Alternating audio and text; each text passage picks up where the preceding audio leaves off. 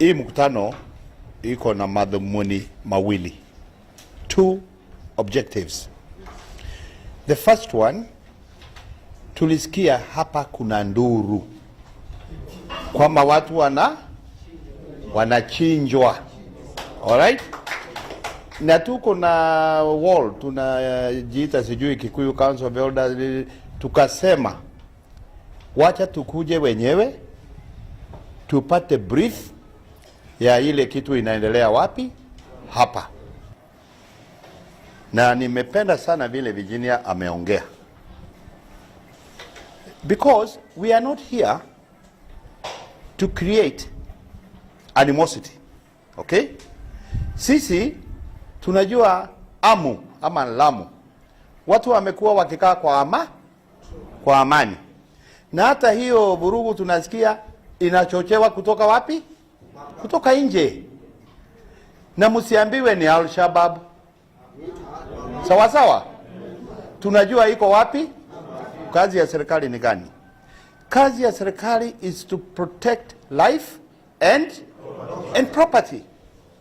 Na ndio tukasema kama wameshindwa na hii kazi, we are going to take it in our own. Sisi wenyewe na Kindiki asikie. Kwani Uhuru walikuwa anafanya nini? Yeah? Si Uhuru was ikipigwa pahali mnaona ama namna gani? Kwa nini wamenyamaza? Ama wao ndio wenye hii kitu? We are telling them, na mimi siogopi. Hawatauza uoga hapa Lamu, na nyinyi msikue waoga. Sawa sawa? Na wakishindwa kuwalinda, na hapa mbele ya Mungu tutakuja. Na hata hawa wazee wetu ambao wanaweka hiyo maneno mtandao, sijui unawaita nini wewe, ati ya nati. Si umesema wewe pia ni munati, sijui. Mmeelewa? Wasikubali tugombanishwe. Sisi tungetaka kuishi pamoja kwa amani.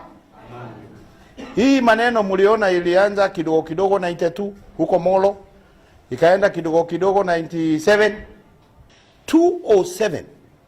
What happened in this country? Would you like us to go back there? No. Hata hao wazee nimeona kwa mtandao, na wewe Yasinur tunakutuma wewe. That is provocation.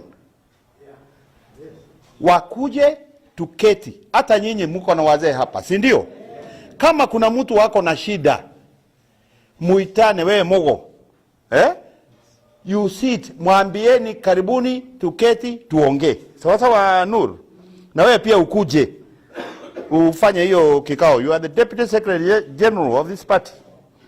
You convene. Yeah? Waitwe. Hata saa hii ndio tungetaka kwenda mapema. Nataka kwenda kuona gavana yenu Timami. Yeah? Nimuulize hii maneno inafanyika aje akiwa kwa kiti. Sawa sawa? Na yeye ni rafiki yangu, isipokuwa ako ANC, right? Si huyo alikuwa deputy yake. Kwa hivyo tuambiane ukwe. Enough?